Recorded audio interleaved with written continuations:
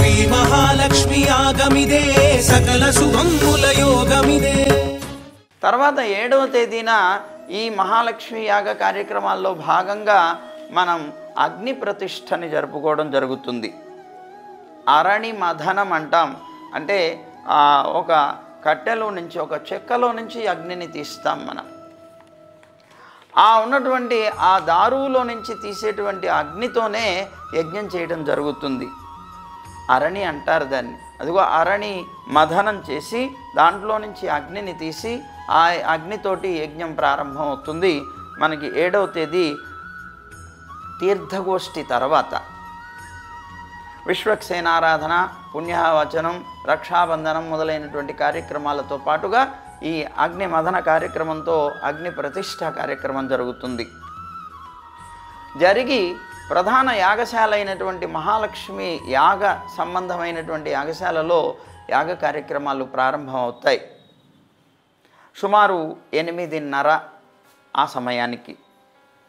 అలాగే అదే రోజు 9:30కి వైనతేయేష్ఠి అని ఇష్టి యాగశాల అని ప్రత్యేకంగా ఒకటి ఉంటుంది.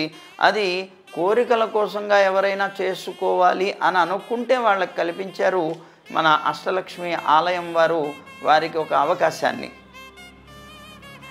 సంతానం లేనటువంటి వారికి నాగదోషం ఉంటుంది అని అంటారు. ఆ నాగదోష నివారణం కోసంగా శ్రీ వైనతేయేష్ఠి అనేటువంటి ఇష్టి యజ్ఞం చేస్తారు. దీన్నే పుత్రకామేష్టి అని శ్రీరామచంద్రుణ్ణి దశరథ మహారాజు సంతానంగా పొందింది ఈ పుత్రకామేష్టి ద్వారానే. అలాంటి పుత్రకామేష్టి అనేటువంటి యజ్ఞం ఆ రోజు ఇష్టి యజ్ఞంగా వేరొక యాగశాలలో జరుగుతుంది. ప్రధాన యాగశాల మహాలక్ష్మి ఆరాధన కోసంగా జరిగేటువంటి యాగశాల. ఇష్టి యాగశాల ప్రత్యేకంగా ఉంటుంది. దాంట్లో ఇది జరుగుతాయి.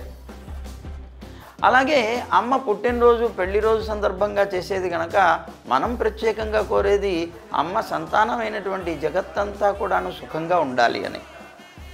అందుకని లోకంలో శాంతి సామరస్యం కోసంగా లక్ష్మీనారాయణులకి 1,00,000 మల్లెల అర్చన జరుగుతుంది వేదిక మీద. అది దగ్గర దగ్గర 10:30 ఆ ప్రాంతాల్లో ప్రారంభం అవుతుంది, జరుగుతాయి. ఇలాగా సుమారు 12:30 దాకా యజ్ఞ కార్యక్రమాలు జరిగి ఈ ఇష్టి యజ్ఞానికి మహాపూర్ణాహుతి, అలాగే మన మహాలక్ష్మి యాగానికి పూర్ణాహుతి, నిత్య పూర్ణాహుతి ఇవి జరుగుతాయి. మళ్ళీ సాయంత్రపు కార్యక్రమంలో 5:30 నుంచి విష్ణు సహస్రనామ స్తోత్ర పారాయణలు, మళ్ళీ యజ్ఞ కార్యక్రమాలు ప్రారంభం. ఆ విధంగా పెద్దలైనటువంటి వారి చేత ప్రవచన కార్యక్రమాలు కూడా ఉంటాయి. మళ్ళీ ఆ రోజు నిత్య పూర్ణాహుతితో ఆ రోజు పూర్తిగా కార్యక్రమం పూర్తవుతుంది.